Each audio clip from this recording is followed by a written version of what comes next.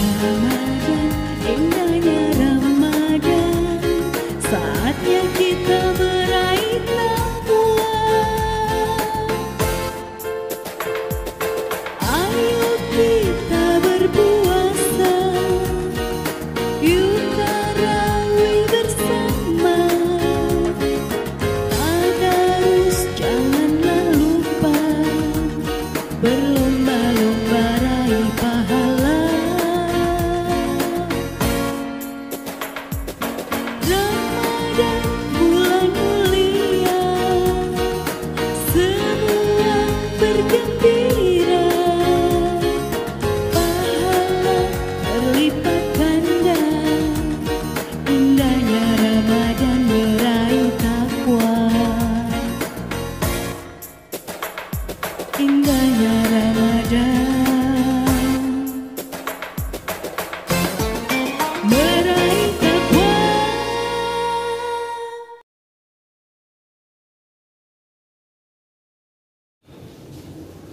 Bismillahirrahmanirrahim. Assalamualaikum warahmatullahi wabarakatuh. Alhamdulillahirabbil alamin. Asyhadu an la ilaha illallah, asyhadu anna Muhammadar Rasulullah. Allahumma shalli wa sallim wa barik ala Muhammadin wa ala alihi wasallam. Amma ba'd. Ayah bunda yang dirahmati Allah Subhanahu wa taala, juga adik-adik yang soleh dan solehah. Gimana kabarnya hari ini? Sehat semua insyaallah ya. Masih semangat Ramadannya ya. Nah, mudah-mudahan ini Ramadan yang terbaik buat kita. Ayah bunda yang dimuliakan Allah dan anak-anakku yang soleh dan solehah, kali ini kita akan cerita tentang hebatnya zakat. Ya, zakat termasuk rukun Islam. Rukun Islam keberapa yuk? Ke satu apa ke satu?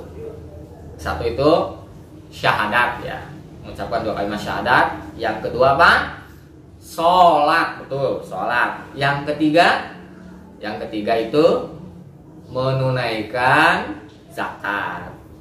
Yang keempat berpuasa di bulan Ramadan, betul. Dan yang kelima adalah menunaikan ibadah haji ke Mekah. Nah, kita bakal cerita hebatnya zakat nih, yang nomor 3 ya.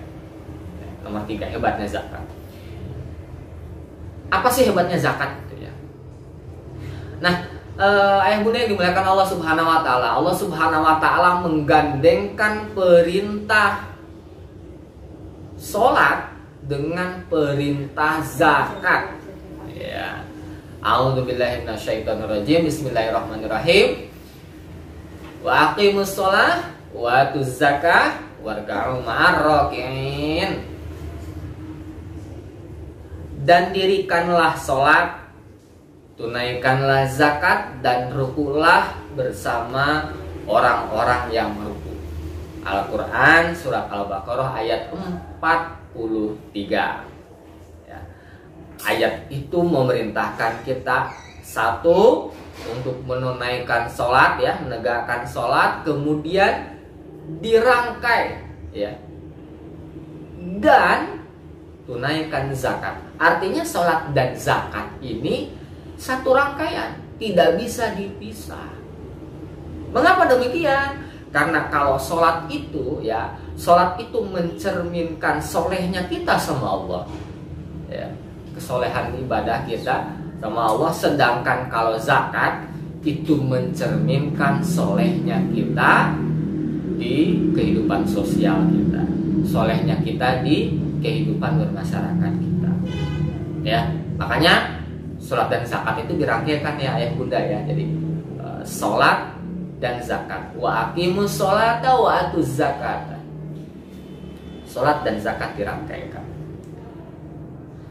Nah, kali ini kita fokus cerita tentang hebatnya zakat ya. Apa sih hebatnya zakat? Mungkin kita berpikir kalau zakat ya cuma ngeluarin uang begitu ya, kemudian dibagi-bagi ya. Sebenarnya tidak hanya itu ayah bunda, tidak hanya itu ya. Zakat itu kalau secara pengertian agama adalah sejumlah harta yang diwajibkan untuk dikeluarkan ya, wajib untuk dikeluarkan ya. Minimal kalau harta itu, kalau tabungan misalkan ayah bunda, contoh lah ya, kita punya tabungan itu kalau setara dengan 85 gram emas. Ini kalau sekarang nih April 2023 itu 85 gram emas itu setara dengan tabungan 91 juta kurang lebih ayah bunda ya.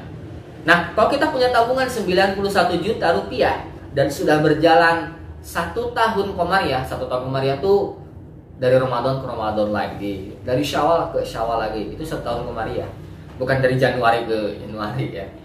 Nah itu, kalau kita punya minimal 91 juta rupiah dan bertahan selama 1 tahun komariah ya, nah itu kita sudah wajib zakat 2,5%. Nah, 2,5% dari 91 juta rupiah. Nah, soal itu gampang, tinggal dihitung pakai kalkulator ya bunda ya. Tapi fokus kita kali ini nggak tentang hitung-hitungan kalkulator, bukan. Tapi sekali lagi kita akan bicarakan fokus hebatnya dari dana zakat. Jadi begini, studi kasus saya bunda, kebetulan saya sehari-hari beraktivitas mengelola lembaga amin zakat ya, Lazis Al Irsyad.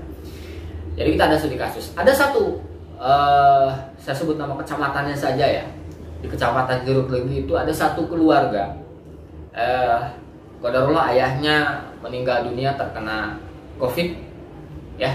Kemudian sang ibu melahirkan, karena ayahnya COVID, maka keuangan keluarga itu sangat terpuruk.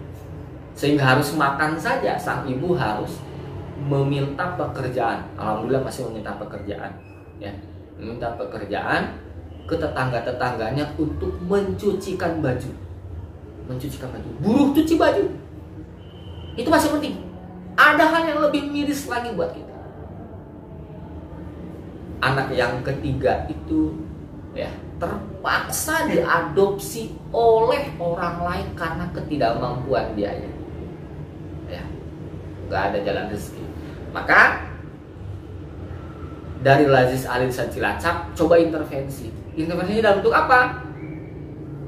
Kita survei, kita silaturahim, ya, kita silaturahim, kemudian kita lihat kemampuan si ibu apa sih? Dia bisa bikin gorengan enak nggak? Rumahnya bisa layak buat jualan nggak? Atau rumahnya ada lokasi buat laundry nggak? Ya. Lokasi di situ ada TPQ, ada SD, ada sekolah atau ada apa? Akhirnya setelah menimbang kondisi pasar, kondisi lingkungan, kemampuan si ibu dan lain sebagainya, kita sepakat untuk mengeluarkan dana zakat itu. Kita belikan gerobak untuk dia jualan sosis bakar gitu ya, gorengan ya, kemudian apa es dan lain sebagainya. Yang itu konsumsinya anak-anak senang banget. Masuk gorengan apalagi buka puasa gini ya. Konon katanya kalau buka puasa itu berpuasa yang sunnah itu pakai kurma, tapi pakai gorengan itu wajib. Katanya begitu. Tapi ini bukan dalil ya yang bundanya. Ini bukan dalil. Nah, alhamdulillah gitu. Dengan kita support gorengan, dengan kita support gerobak, kita permak rumahnya, tampilan depan rumahnya kita bersihkan, kita cat ulang ya. Kita pasang branding dan lain sebagainya. Alhamdulillah. Si ibu itu sekarang sudah bisa lebih mandiri. Dia sudah tidak kebingungan lagi untuk biaya sekolah anak-anaknya yang SMP maupun yang SMA. Itulah hebatnya dana zakat. Ada lagi. Saya sebut nama kecamatan, ya, di kecamatan Maos. Ada seorang ayah datang ke kami. Anaknya masuk UGD di RSUD karena dia terkena DB, demam berdarah. Dan ketika kita lihat, kita cek tagihannya, kita verifikasi, hanya 1,5 juta Bapak Ibu. Hanya 1,5 juta ya bunda. 1,5 juta, angka yang kecil sebenarnya. Mungkin hanya 1/10 dari gajinya ya bunda. Ya. Tetapi dia tidak sanggup buat bayarin itu. Buat ngeluarin anaknya itu. Anak umur 3 tahun kalau tidak salah. Tidak bisa dibawa balik dari rumah sakit. Karena dia tidak punya biaya. Kemudian kita coba silaturahim, kita coba hadir ke sana. Oh, ternyata dia punya keterampilan. Keterampilannya apa? Dia bisa las listrik. las listrik, tapi dia tidak punya alat, tidak punya bahan.